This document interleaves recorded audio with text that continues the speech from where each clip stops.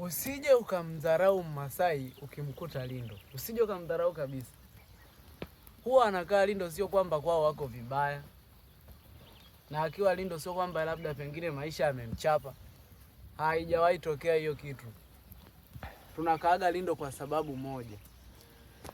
Nyie wenzetu Waswahili mkilima, mahindi yatachukua miezi 3, utaenda shambani uanze kula uvune.